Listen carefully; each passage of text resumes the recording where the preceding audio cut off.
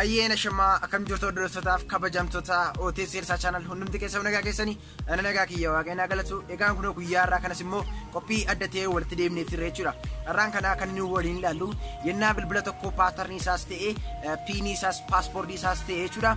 Guutummaa guututti bilbila keessan paaspoortii isaa yoo iraanfattanii karaa ittiin bilbila keessan sana riistoorii godhattanii ittiin banachuutii dandeessan yookiin immoo bilbila keessan sanarraatii paaspoortiis ta'e piinii jechuudha akkaataa itti irraa kaasuu dandeessan guutummaa guututti haala salphaa ta'eetiin isinitti agarsiisuudhaaf qabadhee dhufeetiin jira jechuudha.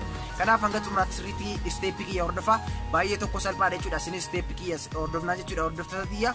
Egaani namoonni karaa keessaa naga gaafatan gaafii keessa kanaaf deebii argattanii jirtu dheetii yaada guyyaa irraatti kaastanii har'aa kaastanii gara mana elektirooniksii deemtanii bilbila kiyya paaspoortii isaa yookiin paatarnii isaan irraanfadhe jettanii namatti agarsiisuun ni nafa jechuudha.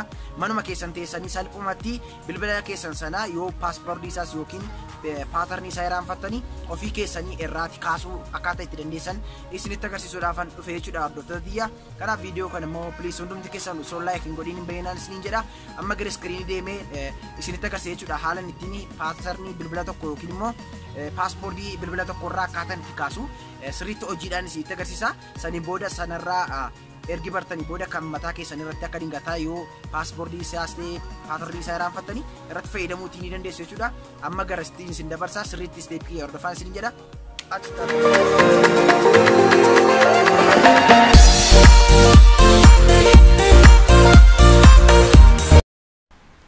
Egaan kun hordoftoota kiyya walitti deebineeti jirra. Bilbilli asitti agartan kun egaa paatarnii isaa yookiin paaspoortii isaa kanan irraanfadhee jirudha jechuudha. Kun akkuma argaatti jirtanii paatarnii isaa homaa waa tokko yaadadhu jechuudha. Yoon itti guutillee yaadachuutii hin dandeenye waan ta'eef naaf hin banu jechuudha bilbilli kuni. Waan inni naaf hin banneef dirqama siistemii kan biraatti fayyadamee bilbila kanarraa paatarnii isaa yookiin paaspoortii isaa irraa kaasuun qaba jechuudha. Isin wanti isin gootanii sirriitti isteeppii kiyya qofaa hordofuudha. Saniin booda baay'ee tokko salphaadha. Ennaa bilbila keessanii irraa kaasuutii barbaadanii salphaatti irraa kaafachuutii ni dandeessu jechuudha. Yoo paatarniis ta'e piiniis ta'e paaspoortii ta'e irraa yoo remuuvii gochuu barbaaddan yookiin immoo yoo dagattanii jiraattanii salphaatti irraa kaastu jechuudha. Egaan kana gochuufi wanti isin gootanii jalqaba bilbila keessanii hin cuftu jechuudha. Shaat daawunii gootanii hin cuftu guutummaa guututti ergi cuftanii saniin booda wanti inni ta'u ergi bilbili keessanii cufamuusaa mirkaneeffattanii booda wanti isin gootan jechuudha. Bukkee isaarra jechuudha. Namni hundumtuu keessan iyyuu ni beektu vooliyuumii kan ittiin sagalee dabalan jechuudha. Isa karaa olii kana yookiin isa karaa gadii kana jechuudha. Iddoo kanarratti jechuudha wanti isin mirkaneeffachuu adda baafachuuti qabdan jechuudha hordoftoota kiyya. Bilbilli tokko tokko amalli isaa garagara waan ta'eef wanti inni ta'uu danda'u jechuudha. Yookiin vooliyuumii yookiin immoo sagalee kan ittiin dabalan isa gara olii fudhattu jechuudha. Yookiin isa karaa gadii jechuudha. Yoo inni isa karaa oliidhaan isin dide isa karaa gadiidhaan yaaltu jechuudha. Kanaaf wanti isin gochuuti qabdan jalqaba vooliyuumii isattiin sagalee dabalan isa karaa olii al tokkootiif ni qabdu. Saniin booda immoo isa paawar ofii ittiin cufan yookiin bilbila keessan kan ittiin cuftanii bantanii wal faana ni qabdu jechuudha. Kunoo akkuma argaa jirtanii lafa qubii koo irra taa'aa jiru kana lamaanii irra ni keessu jechuudha. Kunoo akkuma agartanii wal faana innaa isin gadi qabdanii isinii fi bana jechuudha. Wanta siistemii karaa biraadha jechuudha kan inni isinii banu. Kanaaf wal faanadha jechuudha kan isin gadi qabdan. Homaa iddoo kanarratti dogoggoruu hin qabdanii sagalee kan ittiin dabalanii fi kan ittiin bilbila keessan cuftanii bantan yookiin shaat daawunii kan ittiin godhatan sana wal faana qabdu jechuudha. Innaas wal faana qabdanii kunoo gara kanaatti isin dabarsa jechuudha. Kunoo kan ittiin sagalee dabalanii fi kan ittiin cufanii banan ergaa inni isin qabdanii kunoo iddoo kanarra isin fidaa achi booda ergi inni isin fidee siistemii kana keessa ergi inni isin gashuu isaa mirkaneeffattanii iddoo kanarratti jechuudha. Wipe data factor reset jedha jechuudha. Kan bilbilli nama hundumtuu kanadha jechuudha kan inni jedhu. Kanaafi wipe data factor reset ka jettu kana barbaadatu jechuudha as keessa. Amma kunoo fakkeenyaa fi lafan xiyya irra isiniif kaayati jiru kanarra innaa isin al tokkootiif cuqaastanii kunoo kanadha jechuudha kan inni isiniif fidu.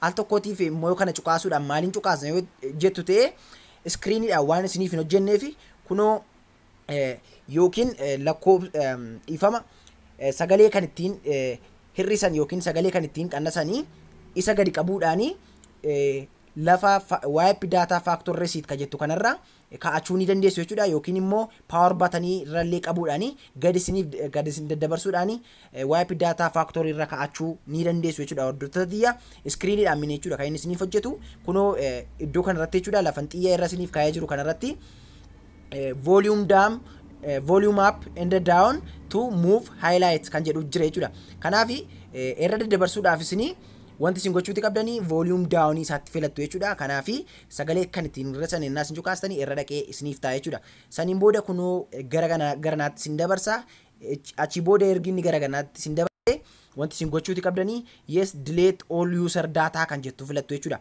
kunoo iddoo kanarratti jechuudha wanti isin hubachuu hin qabne iddoo kanarratti sirriitti isiniif ibsaatii deemuu barbaadeetiin jechuudha kan inni amma irra deddeebi'u kunoo hundi isaa no jedha jechuudha garuu tokko qofaadha jechuudha kanii yes kan jedhu jechuudha kanaaf isin wanti isin gochuuti qabdanii yes lafa jedhu lafan xiyyaan irra isiniif kaayati jiru kanarra yes delete all user data kan jettu kunoo isa kanarra al tokkootiif cukaastu jechuudha saniin booda innaa isin kana cukaastanii maaliin akka cukaastan immoo beekuu qabdu jechuudha iddoo kanarrattis immoo wanti isin ittiin cukaastanii kan ittiin moobaayilii keessan cuftanii bantan jechuudha power off kan jennu jechuudha isa al tokkootiif innaa isin cukaastanii kunoo kanadha jechuudha kan inni isin fidu bilbili keessan ofiisaatiin restart ta'uu ni eegala jechuudha kunoo gajjallaa kanarratti formatting jechaa jira jechuudha egaani kana innaas ta'u jechuudha bilbilli keessan suni guutummaa guututti paatterniis ta'ee piiniis ta'ee paaspoortii irraatii isiniif kaa jechuudha egaani yennaa kana goonuu bilbila keenya irratti rakkoo ni fida jettanii kan inni yaadanii jirtu bilbila keessan irratti rakkoo tokko iyyuu hin fidu garuu wanti isin hubachuuti qabdan jechuudha daataan keessan akka inni baduu dura mirkaneeffachuu qabdu jechuudha isini yennaa kana gootanii daataan isin bilbila irraa qabdanii kanneen akka appilikeeshinii fi faayilota footoo garaagaraa jechuudha irraatii bada jechuudha kana jechuun immoo guutummaa guutuutti bilbilli isinii bifa kanaatiin haardi rasiitii gootan kuni akka gaafa duraan bilbila kana bittanitti isiniif deebi'e jechuudha yookiin haaraatti jechuudha kan inni isiniif deebi'u kanaaf bifa kanaatiin paaspoortii isaa iraanfachiisuu ni dandeessu jechuudha bilbila tokko egaan daataa keessan yoo isin jalaa balleesseewu bilbila keessan sana immoo yoo paatarnii isaa iraanfattan amaarachi kan biraa hin jiru yoo waan ta'eef siistamiin kan biraa ganaa isinitti fagaata waan ta'eef bifa kanaatiin fayyadamtu jechuudha saniin booda egaa bifa kanaatiin bilbila keessan istaartii ta'ee isiniif hojjeta jechuudha kunoo akkuma agartanii salphaatti bilbila kiyyaa banadheetiin jira jechuudha kanaaf egaa bifa kanaatiin bilbila tokko paatarniis ta'ee paaspoortii isaa yoo iraanfattanii